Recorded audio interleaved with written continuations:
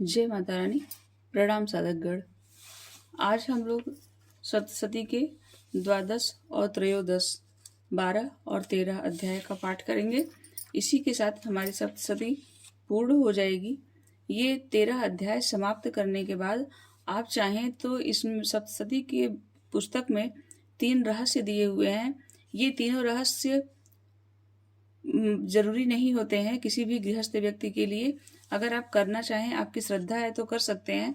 वैसे मैं आपको करके बताऊंगी। और अगर आप नहीं करना चाहें तो ये त्रयोदश अध्याय पूरे करने के बाद आप कीलक मंत्र का जप कर लीजिए और 108 बार नरवाण मंत्र का जप करके क्षमा प्रार्थना करिए और देवी की आरती करके आप अपनी सप्तशती को पूर्ण कर सकते हैं। तो जैसा कि मैंने आपको कल के वीडियो में बताया था कि जब हम कवच, अर्गला, कीलक तीनों अध्यायों का पाठ करते हैं तो हमारी वीडियो बहुत लंबी हो जाती है। तो इसलिए आप हमारे पुराने वीडियो से कवच, अर्गला, कीलक का पाठ जो है उसका श्रवण कर लीजिएगा। फिर ये द्वादश और त्रयोदश अध्याय का श्रवण करिएगा। साधकगण, आज अष्टमी है, नवमी है। आप पूरा प्रयास करिएगा कि रात्रि के समय आप इस सप्तशती को जरूर सुन लीजिएगा, इसके पाठ को। और ज़्यादा कुछ नहीं कर सकते हैं तो कवच, अर्गला, कीलक के ही पाठ का श्रवण करिएगा। अगर खुद बोल के कर सकते हैं तो बहुत अच्छी बात है, नहीं तो श्रवण जरूर करिए। श्रवण और पठन दोनों का लाभ जो है वो आपको बराबर ही मिलता है, उसमें कोई अंतर नहीं होता है।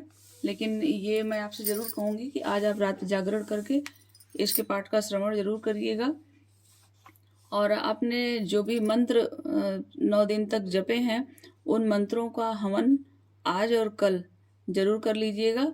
कल नवमी है तो आप अपनी पूरी कोशिश करिएगा कि आप प्रातः काल में ही माता रानी को पूड़ी, हलवा और जो हम चने की बनाते हैं सब्जी, उसको बनाकर माता रानी को उसका भोग लगाएं। और उसके बाद हम जिन मंत्रों का जप करते आए हैं उन मंत्रों से माता रानी के सामने हवन करें, आहुति दें। अगर आपने किसी भी मंत्र का जप नहीं किया है या आप कोई और मंत्र करने में समर्थ नहीं है तो आप निर्वाण मंत्र ओम ऐं ह्रीं क्लीं चामुंडई विच्चई, इस मंत्र से 108 बार माता का हवन कर सकते हैं। या आपको गायत्री मंत्र सभी को कंठस्थ होता है, आप उस मंत्र से 108 बार आहुति दे सकते हैं। इतना समय तो आप माता के लिए निकाल ही सकते हैं। तो चलिए, इसी के साथ हम द्वादश और त्रयोदश इन दोनों अध्यायों का पाठ करते हैं। द्वादशो अध्याय देवी चरित्रों के पाठ का महात्म्य। ध्यानम, मैं तीनों नेत्र वाली दुर्गा देवी का ध्यान करती हूँ। उनके श्रीअंगों की प्रभा बिजली के समान है। वे सिंह के कंधे पर बैठी हुई भयंकर प्रतीत होती हैं। हाथों में तलवार और ढाल लिए अनेक कन्याएं उनकी सेवा में खड़ी हैं। वे अपने हाथों में चक्र, गदा, तलवार, ढाल, बाण, धनुष, पाश और तर्जनी मुद्रा धारण किए हुए हैं। उनका स्वरूप अग्निमय है तथा वे माथे पर चंद्रमा का मुकुट धारण करती हैं। देवी बोली, देवताओं, जो एकाग्र चित्त होकर प्रतिदिन इन स्तुतियों से मेरा स्तवन करेगा उसकी सारी बाधा मैं निश्चय ही दूर कर दूंगी। जो मधुकैटभ का नाश, महिषासुर का वध तथा शुंभ निशुंभ के संहार के प्रसंग का पाठ करेंगे तथा अष्टमी, चतुर्दशी और नवमी को जो भी एकाग्र चित्र होकर भक्ति पूर्वक मेरे उत्तम महात्म्य का श्रवण करेंगे उन्हें कोई पाप नहीं छू सकेगा। उन पर पाप जनित आपत्तियां भी नहीं आएंगी। उनके घर में कभी दरिद्रता नहीं होगी तथा उनकी कभी प्रेमी जनों का विछोह कष्ट भी नहीं भोगना पड़ेगा। इतना ही नहीं, उन्हें शत्रु से, लुटेरों से, राजा से, शस्त्र से, अग्नि से तथा जल की रात से भी कभी भय नहीं होगा। इसलिए सबको एकाग्र चित्र होकर भक्ति पूर्वक मेरे इस महात्म्य को सदा पढ़ना और सुनना चाहिए।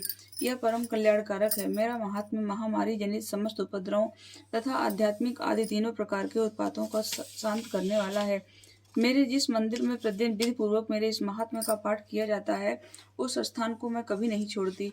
वहाँ सदा ही मेरा सन्निधान बना रहता है। बलिदान, पूजा, होम तथा महोत्सव के अवसरों पर मेरे चरित्र का पूरा पूरा पाठ और श्रवण करना चाहिए। ऐसा करने पर मनुष्य विधि को जानकर या बिना जाने भी मेरे लिए जो बलि, पूजा या होम आदि करेगा उसे मैं बड़ी प्रसन्नता के साथ ग्रहण करूंगी।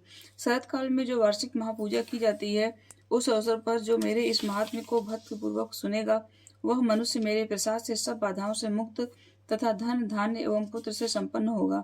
इसमें तनिक भी संदेह नहीं है। मेरे इस महात्म्य, मेरे प्रादुर्भाव की सुंदर कथाएं तथा युद्ध में किए हुए मेरे पराक्रम सुनने से मनुष्य निर्भय हो जाता है। मेरे महात्म्य का श्रवण करने वाले पुरुषों के शत्रु नष्ट हो जाते हैं, उन्हें कल्याण की प्राप्ति होती है तथा उनका कुल आनंदित रहता है। सर्वत्र शांति। कर्म में बुरे स्वप्न दिखाई देने पर तथा ग्रह जनित भयंकर पीड़ा उपस्थित होने पर मेरे महात्म्य का श्रवण करना चाहिए। इससे सब विघ्न तथा भयंकर ग्रह पीड़ाएं शांत हो जाती हैं और मनुष्यों द्वारा देखा हुआ दुस्वप्न तथा दुस्वप्न शुभ स्वप्न में परिवर्तित हो जाता है। बाल ग्रहों से आक्रांत हुए बालकों के लिए यह महात्म्य शांतिकारक है तथा मनुष्यों के संगठन में फूट होने पर यह अच्छी प्रकार मित्रता कराने वाला होता है। यह महात्म्य समस्त दुराचारियों के बल का नाश करने वाला है। इसके पाठ से मात्र से राक्षसों, भूतों और पिशाचों का नाश हो जाता है। मेरा यह सब महात्म्य मेरे सामीप्य की प्राप्ति कराने वाला है। पशु, पुष्प, अर्घ्य, धूप, दीप, गंध आदि उत्तम सामग्री द्वारा पूजन करने से, ब्राह्मणों को भोजन कराने से, होम करने से, प्रतिदिन अभिषेक करने से, नाना प्रकार के अन्य भोगों को अर्पण करने से तथा दान देने से 1 वर्ष तक जो मेरी आराधना की जाती है और उससे मुझे जितनी प्रसन्नता होती है उतनी प्रसन्नता मेरे इस उत्तम चरित्र का एक बार श्रवण करने मात्र से ही हो जाती है। यह महात्म्य श्रवण करने पर पापों को हर लेता है और आरोग्य प्रदान करता है। मेरे प्रादुर्भाव का कीर्तन समस्त भूतों से रक्षा करता है तथा मेरा युद्ध विषयक चरित्र दुष्ट दैत्यों का संहार करने वाला है। इसके श्रवण करने पर मनुष्यों को शत्रुओं का भय नहीं रहता। देवताओं, तुमने और ब्रह्मर्षियों ने जो मेरी स्तुतियां की हैं तथा ब्रह्मा जी ने जो स्तुति की है वे सभी कल्याणमयी बुद्धि प्रदान करती हैं। वन में, सूने मार्ग में अथवा दावानल से घिर जाने पर, निर्जन स्थान में, लुटेरों के दाव में पड़ जाने पर या शत्रुओं के पकड़े जाने पर तथा जंगल में सिंह, व्याघ्र आदि जंगली हाथियों का पीछा करने पर, कुपित राजा के आदेश से या वध या बंधन के स्थान में ले जाए जाने पर अथवा महासागर में नाव पर बैठने के बाद भारी तूफान से नाव के डगमग होने पर और अत्यंत भयंकर युद्ध में शस्त्रों का प्रहार होने पर अथवा वेदना से पीड़ित होने पर, किम बहुना सभी भयानक बाधाओं के उपस्थित होने पर जो मेरे चरित्र का स्मरण करता है वह मनुष्य संकट से मुक्त हो जाता है। मेरे प्रभाव से सिंह आदि हिंसक जंतु नष्ट हो जाते हैं तथा लुटेरे और शत्रु भी मेरे चरित्र का स्मरण करने वाले पुरुष से दूर भागते हैं। ऋषि कहते हैं, यो कहकर प्रचंड पराक्रम वाली भगवती चंडिका सब देवताओं को देखते ही देखते वहीं अंतर्ध्यान हो गईं। फिर समस्त देवता भी शत्रुओं के मारे जाने से निर्भय हो पहले की ही भांति यज्ञ भाग का उपभोग करते हुए अपने अपने अधिकार का पालन करने लगे। संसार का विध्वंस करने वाले महाभयंकर अतुल पराक्रमी देव शत्रु शुंभ तथा महाबली निशुंभ के युद्ध में देवी द्वारा मारे जाने पर शेष दैत्य पाताल लोक में चले गए। राजन, इस प्रकार भगवती अंबिका देवी नित्य होती हुई भी पुनः प्रकट होकर जगत की रक्षा करती हैं। वे ही इस विश्व को मोहित करती हैं, वे ही जगत को जन्म देती तथा वे ही प्रार्थना करने पर संतुष्ट हो विज्ञान एवं समृद्धि प्रदान करती हैं। राजन, महाप्रलय के समय महामारी का स्वरूप धारण करने वाली वे महाकाली ही समस्त ब्रह्मांड में व्याप्त हैं। वे ही समय समय पर महामारी होती हैं और वे ही स्वयं अजन्मा होती हुई भी सृष्टि के रूप में प्रकट होती हैं। वे सनातनी देवी ही समयानुसार संपूर्ण भूतों की रक्षा करती हैं। मनुष्यों के अभ्युदय के समय वे ही घर में लक्ष्मी के रूप में स्थित हो उन्नति प्रदान करती हैं। वे ही अभाव के समय दरिद्रता बनकर विनाश का कारण होती हैं। पुष्प, धूप और गंध आदि से पूजन करके उनकी स्तुति करने पर वे धन, पुत्र, धार्मिक बुद्धि तथा उत्तम गति प्रदान करती हैं। इस प्रकार से मार्कंडेय पुराण में सावर्णिक मनवंतर की कथा के अंतर्गत देवी महात्म्य में फल स्तुति नामक 12वां अध्याय पूरा हुआ। 13 अध्याय सुरथ और वैश्य को देवी का वरदान। ध्यानम, जो उदय काल के सूर्य मंडल की सी कांति धारण करने वाली हैं, जिनकी 4 भुजाएं और 3 नेत्र हैं तथा जो अपने हाथों में पास, अंकुश, वर एवं अभय की मुद्रा धारण किए रहती हैं, उन शिवा देवी का मैं ध्यान करती हूँ। ऋषि कहते हैं, राजन, इस प्रकार मैंने तुमसे देवी के उत्तम महात्म्य का वर्णन किया जो इस जगत को धारण करती हैं।